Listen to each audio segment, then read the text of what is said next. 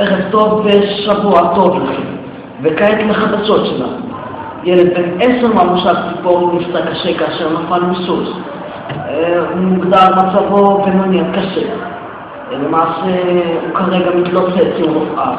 אנחנו בדיוק שבוע אחרי הצונאמי שאירע ביפן, והיום יש יותר מ-40 מכוניות הרוסות. למעשה אני חושב שזה רק מספר התחלתי.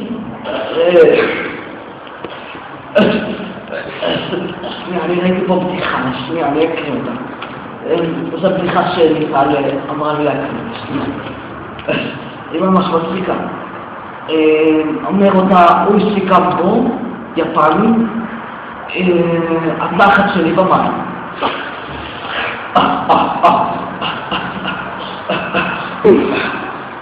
אוקיי, נבחרת ישראל בכדורגל ניצחה אמש בתוצאה 1-0 את נבחרת גיאורגיה בשערו של טל בן חיים בדקה 59. למעשה אני לא מתעניין בכדורגל, זה נוגד את העקרונות שלי, אבל אני פשוט חייב להקריא, זה מה שרשום לי בדף. כמו כן, מכבי תל אביב ניצחה ביורוליג 81-60 את... אני לא מבין מה רשום פה.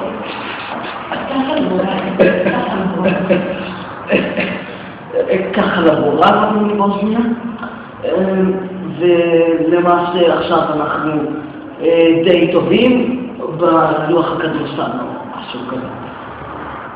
עכשיו להודעות הביטוי. למעשה רוב ההודעות פה רשומות עליי. אתמול נראה לי כשאתם רזות, אם ניתן סמאג'ה, שומעים מוזיקת דיכאון בבאס, באס זו מילה קיצור של באר שבע למעשה. נמצא מאלכסי מורזוב, שזה למעשה לי, שהוא פשוט רוצה שאנחנו... אני לא הבנתי דבר אחד, כל זה ליטל ביקשה שאני אגיע איתה, לא שלי. היא רצתה שנשאר בבית קפה, ובעצם נסענו בפלאפל שכונתי. זו פשוט שערוריה.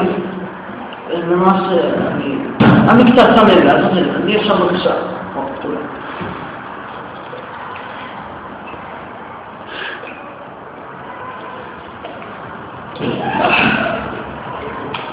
אני אוהב את המים של פרטיון, ממש. פרטיון זה חברה למים משוקקים.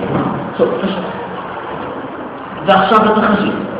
התחזית משודרת בחשוב. פפיון, הרשת, בשבילך. ביום שישי בשבת תהיה חמה רכים, שרר אפילו אובך. מוסרים לי באוזניה רק רגע. כן, מוסרים לי באוזניה שאני פשוט להגיד תודה למי שתרקמה אותנו בשפת הסימנים, ולסיים את המהדורה החדשות הזאת, ובקשה לציבור. אני רוצה בקשה כאשר אתם רואים את הסרטון הזה, אם הוא נמצא בפייסבוק, פשוט תעשו לייק. תעשו לייק. למעשה שלכם שבוע טוב.